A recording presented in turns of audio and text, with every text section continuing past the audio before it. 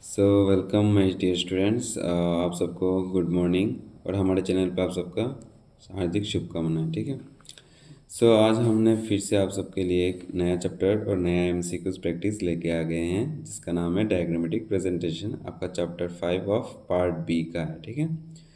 मैं फिर से बोल रहा हूँ और फिर से दोहरा रहा हूँ कि ये सब प्रोबेबल क्वेश्चन है जो सबसे मोस्ट इम्पोर्टेंट है। अगर एग्ज़ाम पे आएगा तो यही से आएगा, क्योंकि ये सब बारीकियों से देखा गया है कहाँ कहाँ से आ सकता है। ठीक है। The most probable question carrying 1 mark etch. ठीक है। आज हमारा जो चैप्टर है डायग्रामेटिक प्रेजेंटेशन, सबसे पहले हम इसे समझ लेते हैं कि इकोनॉमिक्स में डायग्रामेटिक प्रेजेंटेशन का ज़रूरत क्यों आया है। ठीक है। जैसे कि समझ लो, हमने इकोनॉमिक्स में लॉ ऑफ डिमांड पढ़ा है, लॉ ऑफ सप्लाई भी पढ़ा है। ठीक है। हर टेक्सचुअल प्रेजेंटेशन के साथ साथ हमने बार बार देखा है कि कहीं पे ग्राफ आता है तो कहीं पे बहुत सारे डाटाज आते हैं। ठीक है। वो डाटाज और ग्राफ आने का जरिया मीन्स वो कारण क्या होता है, क्यों ग्राफ क्यों देते हैं, ताकि जो व्यूअर्स हैं जो देख रहे हैं उन्हें थोड़ा बहुत इंटरेस्ट लग जाए। ठीक है। कई बार लोगों को पढ़ के जितना समझ में नहीं आता है उतना डायग्राम देखने में समझ में आ जाता है। ठीक है। डायग्राम बनाने का मेन उद्देश्य ये है कि जितने भी स्टेटिस्टिक्स, डाटा, फैक्ट्स, फिगर्स जो भी हैं उन्हें थोड़ा बहुत इंटरेस्टिंग दिखा जाए। ठीक है। इंटरेस्टिंग कैसे बनाया जाए वही कोशिश किया जाता है डायग्रामेटिक प्रेजेंटेशन में। हमने पिछले चैप्टर पे हमने डायग्राम में बहुत सारे डायग्राम्स देखे थे, पिक्टोग्राम्स, कार्टोग्राम्स, बार डायग्राम, हिस्टोग्राम्स, पाई डायग्राम, बहुत सारे ऐसे भी डायग्राम्स देखे थे। ठीक है। वो सब आपका डायग्राम से पड़ता है। पर ग्राफिक प्रेजेंटेशंस डायग्राम से थोड़ा बहुत अलग होता है। ग्राफिक प्रेजेंटेशंस डायग्राम से थोड़ा बहुत अलग होता है, क्योंकि सबसे पहले तो डायग्राम हमें ऐसा ज़रूरी नहीं होता है कि हम सब हमेशा ग्राफ पेपर में ड्रॉ किया जाए, पर ग्राफ को हमें हर समय ग्राफ पेपर पे ही ड्रॉ किया जाता है। ठीक है। चलो आज हमारे ये इसी इंटरेस्टिंग चैप्टर को हम फिर से शुरू करते हैं, एक इंटरेस्टिंग मोड देके। ठीक है। चलो। सबसे पहला क्वेश्चन है हमारे सामने, diagrammatic presentation is a technique of presenting data in the form of. अब डायग्रामेटिक प्रेजेंटेशन जो डाटा है उसे हम कैसे कैसे लोगों के सामने प्रस्तुत करते हैं। ठीक है। जैसे कि देखो, टेक्सचुअल प्रेजेंटेशन नहीं, टेक्सचुअल प्रेजेंटेशन कैसे हो सकता है। टेक्सचुअल प्रेजेंटेशन आपका text text means return statements, पर डायग्राम तो रिटर्न स्टेटमेंट्स नहीं है। ग्राफिक प्रेजेंटेशन नहीं, मैंने अभी भी बोला है कि ग्राफिक प्रेजेंटेशन नहीं हो सकता। इसका क्या हो गया, कार्टोग्राम्स। हाँ, कार्टोग्राम्स एक डायग्राम के जरिए, डायग्राम का एक हिस्सा है कार्टोग्राम्स, वहाँ पे पिक्टोग्राम्स भी हमें देखते हैं। कार्टोग्राम सबका आंसर हो सकता है। ठीक है। सबका ये आंसर है कार्टोग्राम्स। ठीक है। Next, moving to the next question, diagrams helps us to make dash studies. यहाँ पे हो जाएगा कंपैरेटिव। यहाँ पे भी और भी बहुत कुछ हो सकता है। यहाँ पे आपका ऑप्शंस के ऊपर डिपेंड करेगा आपको यहाँ पे आंसर कौन सा लिखना है। अगर ऑप्शन नहीं दिया जाता है तो आप कंपैरेटिव लिख सकते हो। अब जैसे कि डायग्राम कैसे आपको कंपैरिजन करने पे मदद करता है, समझ लो।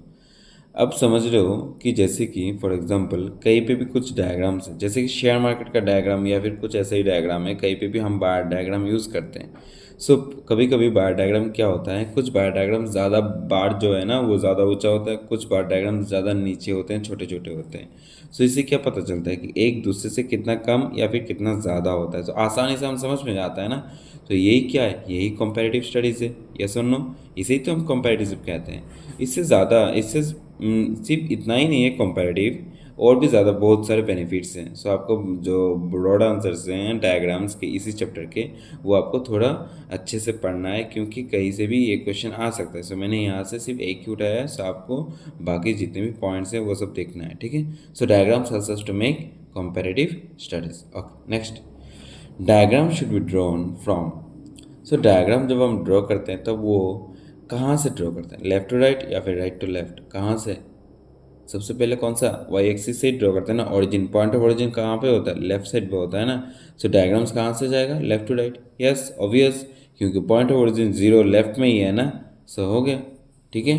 इसका answer left to right. Next, diagrams helps in forecasting the data. Diagrams helps in forecasting data. अब फोरकास्टिंग का मतलब क्या होता है, कभी कभी देखना आप लोग अपने घर पे, मोबाइल पे या फिर टीवी पे देखना वेदर फोरकास्ट डाटा आता है। वेदर फोरकास्ट डाटा आता है। वहाँ पे भी आपको डायग्राम के ज़रिए आपको दिखाया जाएगा कि कब कितना बारिश होगा, कब कितने बजे, ये सब दिखाया जाएगा। वह उस टाइम पे क्या यूज़ होता है, डायग्राम से यूज़ होते हैं ना। इसे भी हम क्या कह सकते हैं, yes, diagram helps in forecasting the data. True. Okay. Next, In bar diagrams, all bar are based on. So in diagrams, bar diagrams आप सबने शायद देखे होंगे, प्रैक्टिस भी किए होंगे क्लास 10 9 या फिर, हाँ यहाँ पे बार डायग्राम्स किया गया है। सो बार डायग्राम, जब हम बार डायग्राम्स करते हैं तो अलग अलग बार डायग्राम्स करते हैं। एक ही ग्राफ डायग्राम पे हम बहुत सारे बार्स ड्रॉ करते हैं। तो वो सब बार एक ही बेस लाइन पे बनाया जाता है या फिर अलग अलग बेस लाइन पे। समझ लो, हमने बार डायग्राम पे एक्स एक्सिस और वाई एक्सिस देते हैं। सो हमारा ज़्यादातर बार डायग्राम्स एक्स एक्सिस पे ऊपर ड्रॉ किया जाता है, एक्स एक्सिस के ऊपर ड्रॉ किया जाता है। सब इसका मतलब क्या है कि एक्स एक्सिस, तो वो बेसलाइन जो है ना वो एक्स एक्सिस हर डायग्राम के लिए क्या एक एक होता है या फिर सब डायग्राम के लिए सेम ही होता है? सब डायग्राम के लिए सेम होता है। सो इसका आंसर हो जाएगा सेम बेसलाइन। ठीक है,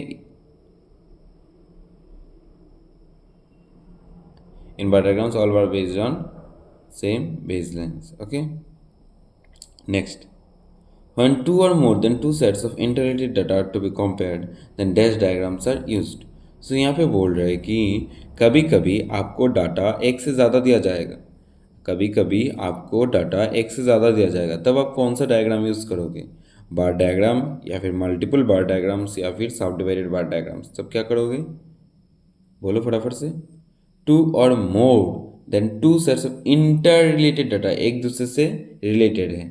सो कैसे, कौन सा डायग्राम कर सकते हैं? बार डायग्राम, तो यहाँ पे बार डायग्राम पे तो सिर्फ सिंगल बार ड्रॉ किया जाता है, सो बार डायग्राम नहीं हो पाएगा। नेक्स्ट, मल्टीपल, हाँ हो सकता है मल्टीपल बार डायग्राम, हमें एक साथ दो डाटा, तीन डाटा, चार डाटा, जितना चाहे उतना रिप्रेजेंट कर सकते हैं। हाँ, सब डिवाइडेड भी हो सकता है। सो आपका आंसर हो जाएगा both B and C. Okay, next, subdivided bar diagram are also known है। सो सबडिवाइडेड बार डायग्राम का दूसरा नाम क्या है? सबडिवाइडेड बार डायग्राम, आप सबको पता है ना सबडिवाइडेड बार डायग्राम कौन सा होता है? एक ही बार पे जब डिवाइड किया जाता है, एक ही बार को जब डिवाइड किया जाता है, ठीक है, उसे हम क्या कहते हैं? सबडिवाइडेड बार डायग्राम। ठीक है, सो सबडिवाइडेड का बार डायग्राम का दूसरा नाम क्या है? Component bar diagram. So subdivided bar diagram का दूसरा नाम क्या है? Component bar diagram. Okay, next, diagrams provide detailed information. Whether it is possible to provide a detailed information with the help of diagram? No. Diagram just gives a overview. ठीक है, अगर diagram detailed information दे देता तो textual presentation क्या देगा? हाँ, और वैसे भी पॉसिबल नहीं कि हर चीज़ हम ड्रॉ करके आपको सब समझा दें। ठीक है कि नहीं? अब कौन सा चीज़, अब कौन सा ग्राफ क्यों बढ़ रहा है ये भी तो अगर ग्राफ में लिख दे तो ग्राफ का बनाना ही तो बेकार हो गया ना। तो वो तो टेक्सचुअल प्रेजेंटेशन रहना ही अच्छा था। ठीक है, so diagrams provide detail information is false. Okay, diagram does not provide detail information. Next, in simple bar diagrams dash variable is presented. Simple bar diagram पे आपका कितना वेरिएबल यूज़ किया जाता है? मैंने बोला है अगर सिंपल बार डायग्राम से वहाँ पे सिर्फ एक ही बार ड्रॉ किया जा सकता है, उसके साथ दूसरा नहीं ड्रॉ किया जा सकता, तो कितना वेरिएबल्स हो जाएंगे? एक। ठीक है, so in simple bar diagrams only one variable is presented.